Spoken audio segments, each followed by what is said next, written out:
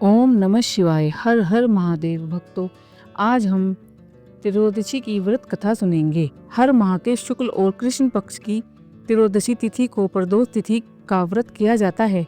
प्रदोष व्रत की तिथि जब मंगलवार को आती है तब उसे भौम प्रदोष व्रत के नाम से जाना जाता है। भौम प्रदोष व्रत में कथा सुनना व कहना बहुत पुण्यदायी माना गया है और इस कथा से पूजा भी पूरी होती है। मान्यता है कि भौम प्रदोष व्रत की कथा सुनने व कहने से देवों के देव महादेव का आशीर्वाद प्राप्त होता है और आर्थिक परेशानियों से मुक्ति मिलती है। आइए जानते हैं भौम प्रदोष व्रत की कथा के बारे में। सूत जी बोले, अब मैं मंगल त्रयोदशी प्रदोष व्रत की विधि विधान से कहता हूँ। मंगलवार का दिन व्याधियों का नाशक है। इस व्रत में एक समय व्रती को गेहूं और गुड़ का भोजन करना चाहिए। इस व्रत को करने से मनुष्य के सभी पापों और रोगों से मुक्त हो जाता है। इससे किसी प्रकार का संशय नहीं है। अब मैं आपको उस बुढ़िया की कथा सुनाता हूँ जिसने यह व्रत किया और मोक्ष को प्राप्त हुई। अत्यंत प्राचीन काल की घटना है। एक नगर में एक बुढ़िया रहती थी। उसके मांगलिक नाम का एक पुत्र था। वृद्धा को हनुमान जी पर बड़ी श्रद्धा थी। वह प्रत्येक मंगलवार को हनुमान जी का व्रत रखकर यथाविधि उनका भोग लगाती थी।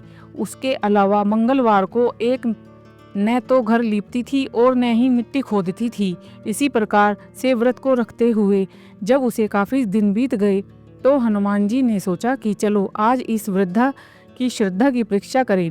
वे साधु का वेश बनाकर उसके द्वार पर जा पहुँचे और पुकारा, है कोई हनुमान का भक्त जो हमारी इच्छा पूरी करे? वृद्धा ने यह पुकार सुनी तो बाहर आई और महाराज क्या आज्ञा है? साधु वेशधारी हनुमान जी से बोली, मैं बड़ा भूखा हूँ, भोजन करूँगा, तू थोड़ी सी जमीन लीप दे। वृद्धा बड़ी दुविधा में पड़ गई। अतः वह हाथ जोड़कर प्रार्थना की, हे महाराज, लीपने और मिट्टी खोदने के अतिरिक्त जो काम आप कहें वह मैं करने को तैयार हूँ। साधु ने 3 बार परीक्षा करने पर बाद में कहा, तू अपने बेटे को बुला, मैं उसे औंधा लिटाकर उसकी पीठ पर आग जलाकर भोजन बनाऊंगा। वृद्ध ने सुना तो पैरों के तले की धरती खिसक गई, मगर वह वचन हार चुकी थी। उसने मंगलिया को पुकार कर साधु महाराज के हवाले कर दिया, मगर साधु ऐसे ही मानने वाले न थे। उन्होंने वृद्धा के हाथ से ही मंगलिया को औंधा लिटाकर उसकी पीठ पर आग जलवाई। आग जलाकर दुखी मन से वृद्धा अपने घर के अंदर जा घुसी। साधु जब भोजन को बुलाकर कहा कि वह मंगलिया को भी पुकारे ताकि वह भी आकर भोग लगा ले। वृद्धा ने आंसू भरकर कहने लगी कि अब उसका नाम लेकर हृदय को और दुखी न दुखाओ।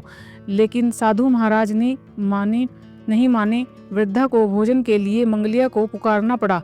पुकारने की देर थी कि मंगलिया बाहर से हंसता हुआ घर में दौड़ा आया। मंगलिया को जीता जागता देखकर वृद्धा को सुखद आश्चर्य हुआ। वह साधु महाराज के चरणों में गिर पड़ी।